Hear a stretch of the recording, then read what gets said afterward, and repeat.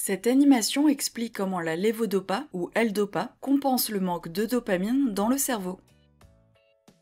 Voici une synapse dopaminergique intacte et deux synapses dopaminergiques non fonctionnelles car les deux terminaisons axonales ont dégénéré. Lorsqu'on prend un médicament par voie orale, celui-ci se retrouve dans le sang et notamment dans les capillaires cérébraux.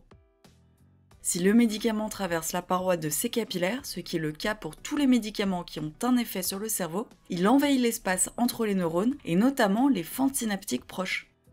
Cependant, la lévodopa ne peut se fixer sur les récepteurs de la dopamine qui ne la reconnaissent pas.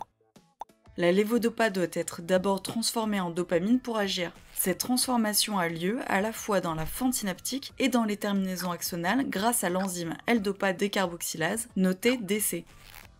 En effet, la lévodopa peut être captée par les terminaisons dopaminergiques intactes via un transporteur spécifique. Elle est ensuite transformée en dopamine avant d'être mise en vésicule. Elle suit le cours normal de la transmission dopaminergique, c'est-à-dire que la dopamine ainsi synthétisée est libérée en réponse à l'arrivée d'un potentiel d'action à la terminaison axonale intacte. Cependant, beaucoup plus de dopamine est libérée du fait de la forte synthèse de dopamine. Cet excès de dopamine dans la fente synaptique intacte diffuse dans les synapses voisines car elles sont très proches les unes des autres. La dopamine se fixe alors aussi sur les récepteurs postsynaptiques en face des terminaisons axonales qui ont dégénéré et produit un effet postsynaptique sur les trois synapses. La lévodopa compense ainsi le manque de dopamine. L'effet de la lévodopa se termine lorsqu'elle est dégradée par le foie.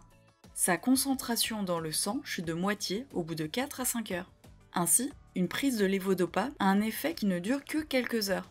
C'est pour cela que la prise de ce médicament doit être renouvelée plusieurs fois par jour. Pour éviter que la lévodopa ne soit transformée en dopamine dans le corps et ait des effets indésirables, un médicament qui inhibe l'enzyme décarboxylase présente dans le corps est pris en même temps que la lévodopa.